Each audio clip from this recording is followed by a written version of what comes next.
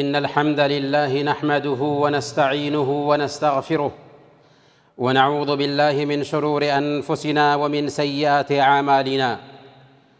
من يهده الله فلا مضل له ومن يضلل فلا هادي له، وأشهد أن لا إله إلا الله وأشهد أن محمدًا عبده ورسوله.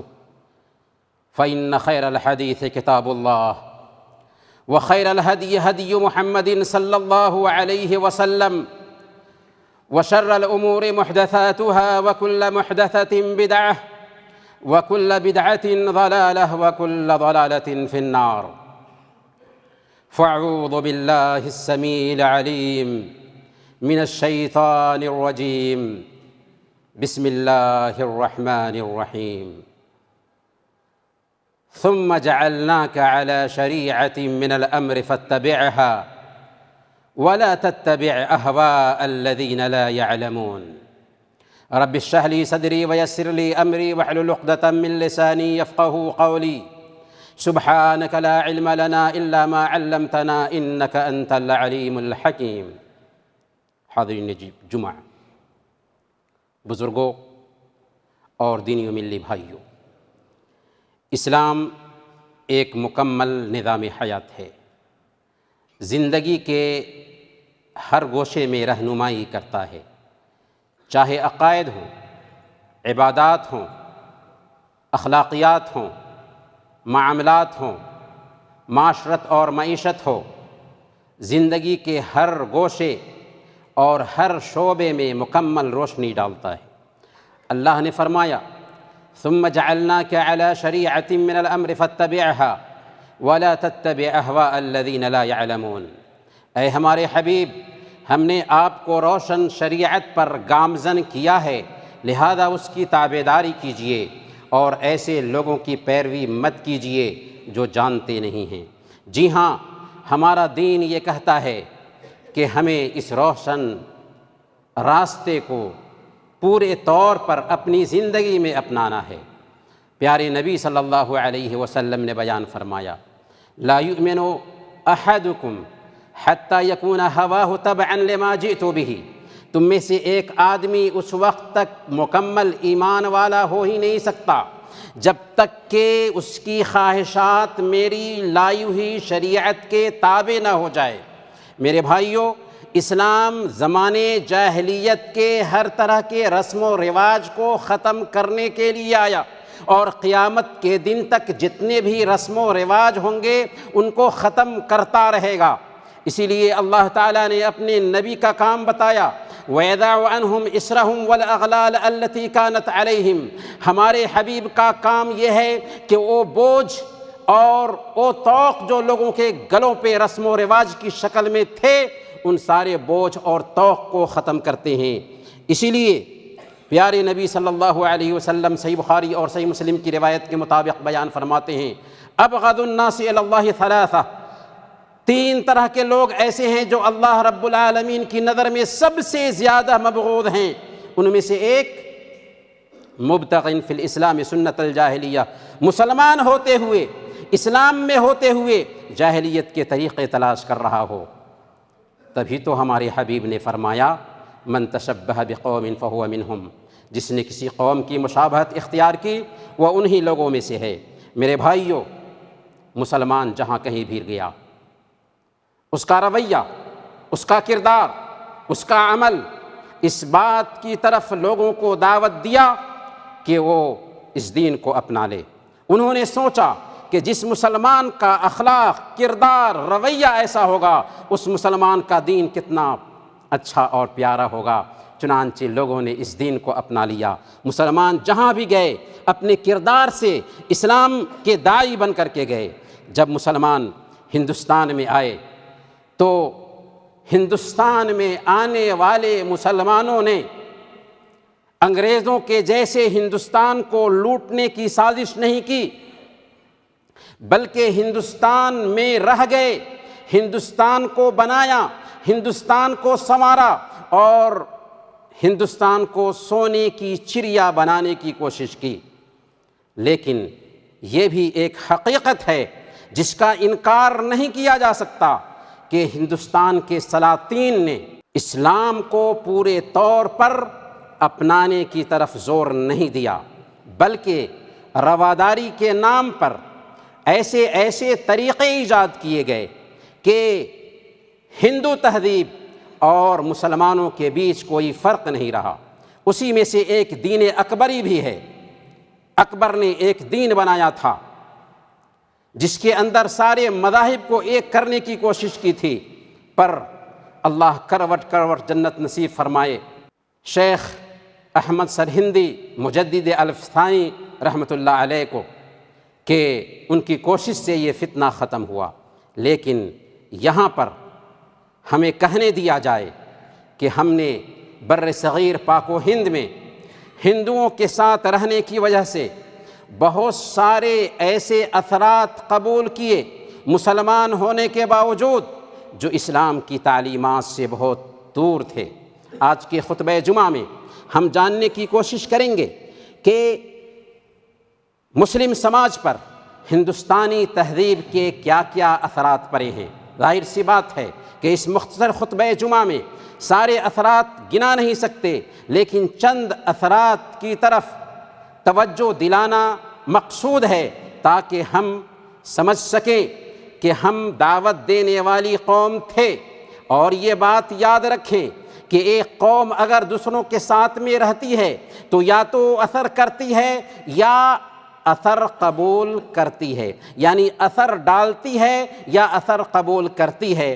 ہم نے اثر قبول زیادہ کیا، اثر کم ڈالا۔ اس میں سے چند چیزیں آج ہم جانیں گے۔ سب سے پہلے نمبر پر ہندوستانی تہذیب میں یہ عقیدہ ہے کہ مشکلیں دور کرنی ہیں تو اس کے لیے بہت سارے طریقے ہیں جہاں پر جا کر کے ہم اپنی پریشانی دور کر سکتے ہیں۔ افسوس کی بات یہ ہے کہ مسلم سماج میں بھی یہ تصور آیا کہ ایک اللہ کے بجائے بھی بہت ساری ہستیاں ہیں جو ہماری پریشانی دور کر سکتی ہیں، حالانکہ ہمارا کلمہ کہتا ہے کہ میں صرف ایک اللہ کی عبادت کروں گا، اور میری یہ عبادت آخری نبی محمد الرسول اللہ صلی اللہ علیہ وسلم کے طریقے کے مطابق ہوگی۔ اسی لیے اللہ رب العالمین نے کلیئر انداز میں بیان فرمایا، اَمَّن يُجِيبُ الْمُضْطَرَّ إِذَا دَعَاهُ وَيَكْشِفُ السُّوءَ وَيَجْعَلُكُمْ خُلَفَاءَ الْأَرْضِ أَإِلَٰهٌ مَّعَ اللَّهِ، کون ہے جو پریشان حال کی پریشانی کو سنتا ہے اور اس کی دعا قبول کرتا ہے اور تمہیں زمین میں خلافت عطا فرماتا ہے کوئی اللہ رب العالمین کے علاوہ؟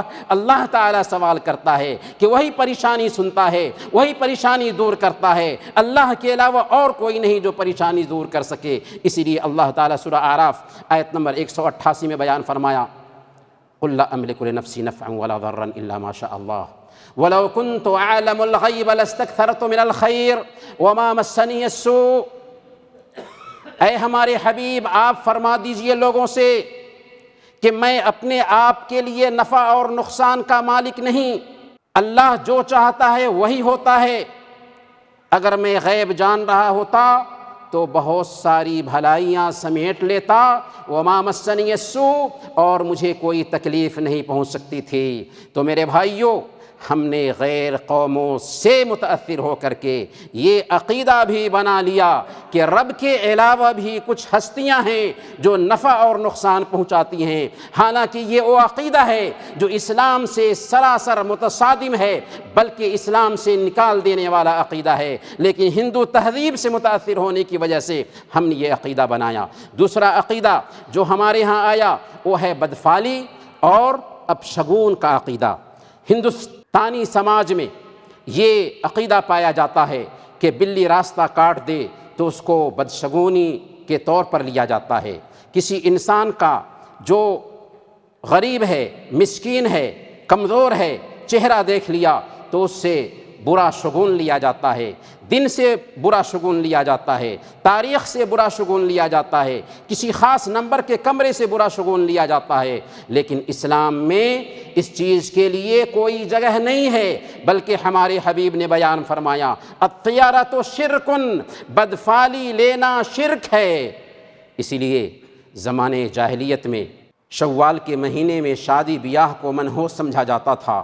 صحیح مسلم کی روایت ہے، حضرت عائشہ صدیقہ رضی اللہ تعالی عنہا بیان فرماتی ہیں کہ اللہ کے نبی صلی اللہ علیہ وسلم نے مجھ سے شوال کے مہینے میں شادی کی اور شوال کے مہینے میں ہی میری رخصتی ہوئی۔ فَأَيُّ نِسَاءِ رسول اللہ صلی اللہ علیہ وسلم کان احظى عنده منی، ذرا بتاؤ اللہ کے نبی صلی اللہ علیہ وسلم کی بیویوں میں اللہ کے نبی صلی اللہ علیہ وسلم کے پاس سب سے زیادہ پسندیدہ میرے بجائے کون سی تھیں؟ کہنا چاہتی تھیں حضرت عائشہ صدیقہ رضی اللہ تعالی عنہا کہ تم شوال کے مہینے میں شادی کرنے کو منحوس سمجھتے ہو، جبکہ میری شادی شوال کے مہینے میں ہوئی اور میں رسول اللہ صلی اللہ علیہ وسلم کی نظر میں سب سے زیادہ پیاری ہوں۔ تو میرے بھائیوں، ہمارے دین میں بدفعلی اور بدشگونی کے لیے کوئی جگہ نہیں ہے، لیکن ہم نے غیر قوموں کی معاشرت اختیار کرنے کی وجہ سے یہ بھی طریقہ سیکھا۔ تیسری چیز جو ہمارے سماج میں آئی وہ ہے جب ہم اپنے لوگوں کو دیکھتے ہیں، برادران وطن کو دیکھتے ہیں تو وہ لوگوں سے ملتے ہیں تو سر جھکاتے ہیں، لوگوں سے ملتے ہیں تو ان کو پرنام کرنے کے نام سے ان کا سر چومتے ہیں۔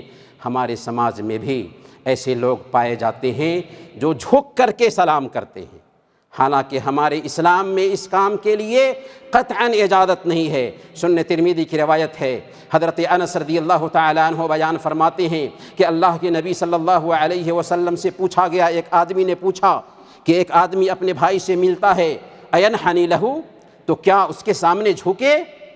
کیا اس کے سامنے جھکے؟ آپ نے فرمایا لا، نہیں، جھک کر سلام کرنے کی اجازت نہیں ہے۔ تو میرے بھائیوں، یہ جو روایتیں ہیں، یہ جو طریقے ہیں، ان طریقوں کو ختم کرنا چاہیے، کیونکہ ہم وہ قوم ہیں جن کے پاس شریعت ہے، جس کے پاس نظام حیات ہے۔ چوتھی چیز جو ہمارے سماج میں آئی ہے وہ ہے ستاروں کی تاثیر کا عقیدہ۔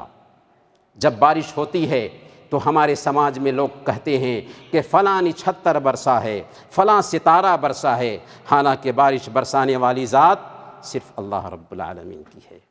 صحیح بخاری اور صحیح مسلم کی روایت ہے، حضرت زید بن خالد الجہنی رضی اللہ تعالی عنہ بیان فرماتے ہیں کہ اللہ کے نبی صلی اللہ علیہ وسلم نے حدیبیہ کی رات ہمیں فجر کی نماز پڑھائی۔ اس رات بارش ہوئی تھی، چنانچہ فجر کے بعد اللہ کے نبی صلی اللہ علیہ وسلم نے بیان فرمایا، اتدرون ماذا قال ربکم، کیا تمہیں پتہ ہے کہ تمہارے رب نے کیا کہا ہے؟ اصبح من عبادی مؤمن بی وکافر، میرے بندوں میں سے کچھ لوگوں نے ایمان کی حالت میں صبح کی اور کچھ لوگوں نے کفر کی حالت میں صبح کی۔ جس نے کہا مطرنا بفضل اللہ ورحمتہ، اللہ کے فضل اور اس کی رحمت سے بارش ہوئی ہے، وہ میرے اوپر ایمان لانے والا اور ستاروں کا انکار کرنے والا ٹھہرا۔ اور جس نے کہا کہ فلاں نچھتر برسا ہے، وہ ستاروں پر ایمان لانے والا اور میرا انکار کرنے والا ٹھہرا۔ تو میرے بھائیوں، ستاروں کے حوالے سے یہ تو ہمارا دین کہتا ہے کہ اس وقت کی جانکاری لینی ہے تو تسخیر کے طور پر ان کو اپنے مسخر کر لیں، ان سے فائدہ اٹھائیں، وقت کی جانکاری حاصل کریں۔ لیکن ستاروں کے بارے میں یہ عقیدہ کہ وہ نفع پہنچاتے ہیں، بارش برساتے ہیں، فلاں نچھتر برستا ہے، قطعاً نہیں۔ یہ عقیدہ غیر قوموں سے آیا ہے۔ ہم وہ قوم ہیں جو صرف ایک اللہ سے تعلق جوڑنے والے ہیں۔ 5ویں نمبر پر ہمارے برادران وطن کاہنوں، نجومیوں اور جوتشیوں کے پاس جا کر کے اپنے سارے مسائل کا حل ڈھونڈتے ہیں، بلکہ ان کے سامنے ان کے کاہن اور جوتش ہی ان کی قسمت کا فیصلہ کرنے والے ہوتے ہیں۔ لیکن میرے بھائیوں، ہم مسلمانوں کا عقیدہ کیا ہے کہ اللہ تعالی ہر چیز کا جاننے والا ہے، اللہ تعالیٰ نے ہر چیز کے بارے میں لکھ دیا ہوا ہے، اللہ تعالیٰ ہر چیز کا پیدا کرنے والا ہے، اور اللہ جو چاہتا ہے وہی ہوتا ہے۔ اس لیے ایک مسلمان کاہنوں اور نجومیوں پہ بھروسہ نہیں کرتا۔ تبھی تو ہمارے حبیب نے بیان فرمایا، صحیح مسلم کی روایت ہے، من اتا کاہنا او عرافا فسألہ عن شیء لم تقبل لہ صلاتہ 40 لیلہ، جو آدمی کسی کاہن، نجومی اور جیوتش کے پاس آیا اور اس سے صرف پوچھا، تصدیق نہیں کی، لم تقبل لہ صلاتہ 40 لیلہ، اس کی 40 رات کی نماز قبول نہیں ہوتی، یعنی 40 دن تک وہ جو نماز پڑھے گا اللہ تعالیٰ اس کی نماز قبول نہیں کرے گا۔ اس کا مطلب یہ نہیں ہے کہ اس سے نماز معاف ہو گئی، نماز تو پڑھنا ہے لیکن 40 دن تک اس کو اس نماز کا ثواب نہیں ملے گا۔ اور سنن ابی داؤد کی روایت ہے، اللہ کے نبی صلی اللہ علیہ وسلم بیان فرماتے ہیں، من اتا کاہنا او عرافا فصدقہ بما یقول فقد کفر بما انزل علی محمد، کہ جو کسی کاہن اور نجومی کے پاس آیا اور اس کی بات کی تصدیق کی تو اس نے گویا کہ شریعت محمدیہ کا انکار کیا۔ تو گویا کہ ہمیں یہاں پر یہ سیکھنا ہے کہ ہمارا رب اللہ ہے، وہی مسائل حل کرتا ہے اور وہی بگڑی بناتا ہے، کاہنوں، نجومیوں اور جوتشیوں کے ہاتھ میں کچھ بھی نہیں۔ چھٹے نمبر پر ہماری قوم کے بیچ 4 طبقے پائے جاتے ہیں، ویش، شودر، برہمن اور شتری۔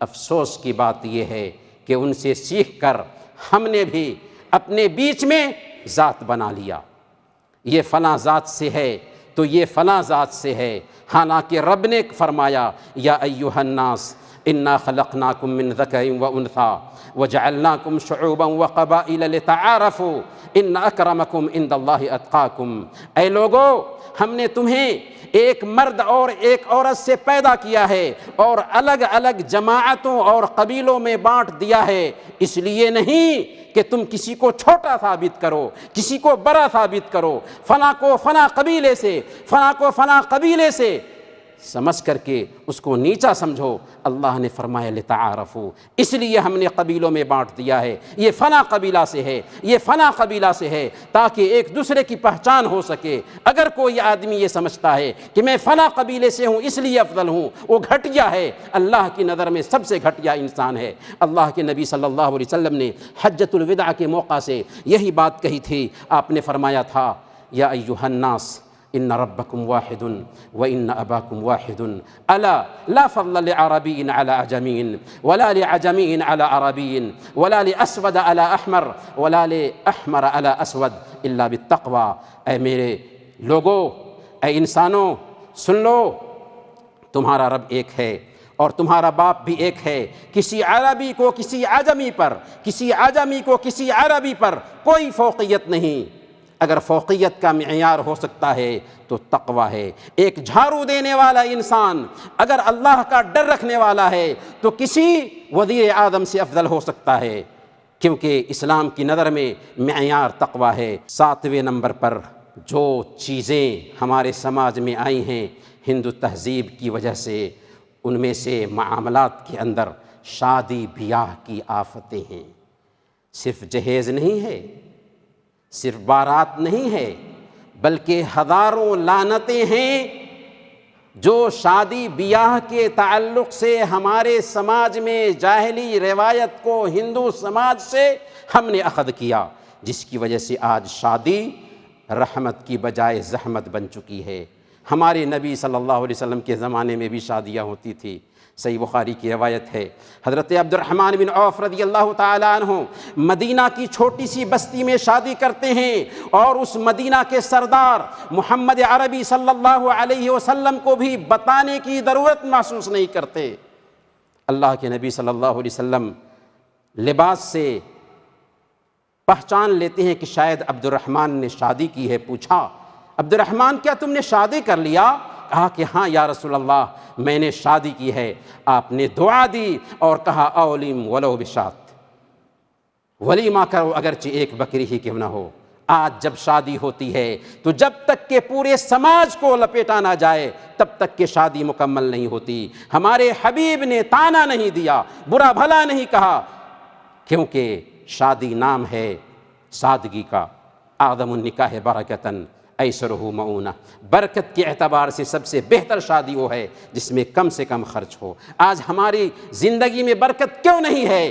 کہ اس لیے کہ ہم نے شریعت کو نظر انداز کر دیا۔ میرے بھائیوں، اس جہیز کی خطرناکی کو سمجھنا ہے تو سب سے پہلے نمبر پر جانو کہ یہ حرام ہے، اور پیارے نبی نے فرمایا کل نحب نبت من سحت فالنار اولی بہ، جو گوشت حرام سے پلے اس کے لیے بہتر ہے کہ وہ آگ میں جلے۔ دوسرے نمبر پر یہ رشوت ہے، اور ہمارے حبیب نے بیان فرمایا الراشی والمرتشی کلاہما فی النار، کہ رشوت لینے والا اور دینے والا دونوں کے دونوں جہنمی ہے۔ تیسرے نمبر پر یہ غیر قوموں سے متاثر ہونے کا نتیجہ ہے، اور ہمارے حبیب نے بیان فرمایا من تشبہ بقوم فہو منہم، جس نے کسی قوم کی مشابہت اختیار کی وہ انہی لوگوں میں سے ہے۔ اور چوتھے نمبر پر یہ مہذب انداز میں بھیک مانگنا ہے۔ بھیک، آپ بھیک مانگ کر کے اپنے بیٹے کی شادی کرتے ہو۔ اس لیے میرے بھائیوں، اگر آپ شریعت پر چلنا چاہتے ہیں تو ان روایتوں کو اپنی سماج سے ختم کرنا ہوگا۔ اور آٹھویں جو روایت ہے جو ہمارے سماج میں پل رہی ہے وہ ہے بیٹیوں کو وراثت سے محروم کرنا، یا پھر یہ کہہ لیجئے کہ بہنوں کو وراثت سے محروم کرنا۔ یہ بھی ہندوؤں کی دین ہے، ورنہ ہمارے رب نے قرآن میں ہمیں یہ تعلیم دی یوصیکم اللہ فی اولادکم للذکر مثل حظ الانثیین، اللہ تعالیٰ تمہاری اولاد کے بارے میں تمہیں وصیت کرتا ہے کہ مردوں کو عورتوں کا دوگنا ملے گا۔ اللہ تعالیٰ نے اپنی کتاب میں بیان فرمایا للرجال نصیب مما ترک الوالدان والاقربون وللنساء نصیب مما ترک الوالدان والاقربون مما قل منہ او کثر نصیبا مفروضا، مردوں کو مال میں سے جو ان کے ماں باپ یا رشتہ دار چھوڑے حصہ ہے، چاہے مال زیادہ ہو یا کم، اور عورتوں کو مال میں سے جو ان کے ماں باپ یا رشتہ دار چھوڑے چاہے مال زیادہ ہو یا کم، یہ اللہ رب العالمین کا فیصلہ کیا ہوا حصہ ہے، نصیبا مفروضا۔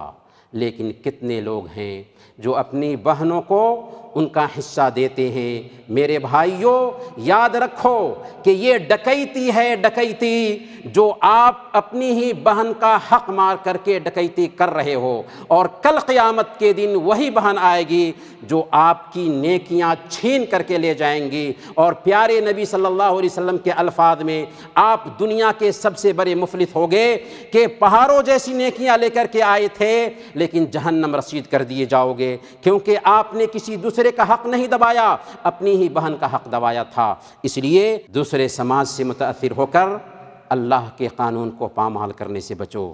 اور نویں چیز جو ہمارے سماج میں آئی ہے وہ ہے غیر قوموں کے پاس یا برادران وطن کے پاس دیور اور بھابھی یا سالی اور بہنوئی کے بیچ کوئی پردہ نہیں ہوتا، لیکن ہمارے حبیب نے بیان فرمایا، صحیح بخاری اور صحیح مسلم کی روایت ہے، ایاکم والدخول علی النساء، عورتوں کے پاس جانے سے بچو۔ پوچھا گیا ارایت الحم، یا رسول اللہ دیور کا کیا حکم ہے؟ آپ نے فرمایا دیور تو موت ہے، ہمارا دین پردہ کرنے کا حکم دیتا ہے۔ آج چچا کی بیٹیوں سے، خالہ کی بیٹیوں سے، یا سالی اور بہنوئی میں، یا دیور اور بھابھی میں کوئی پردہ نہیں، جس کی وجہ سے ایسی حرکتیں ہوتی ہیں کہ الأما والحفید۔ یہ کیوں ہو رہا ہے؟ اس لیے کہ ہم نے شریعت کو نظر انداز کیا ہے۔ اور اپنی بات کو مختصر کرتے ہوئے یہ کہیں گے کہ آخری جو روایت ہے جو ہم نے غیر قوموں سے لے کر کے اپنے سماج میں جگہ دی ہے، ایسی روایتیں بہت ساری ہیں، لیکن پہلے ہی ہم نے کہا کہ ہم نے اشارہ کرنا مقصود بنایا تھا۔ آخری جو نقطہ ہے وہ ہے بیوہ کی شادی کا مسئلہ۔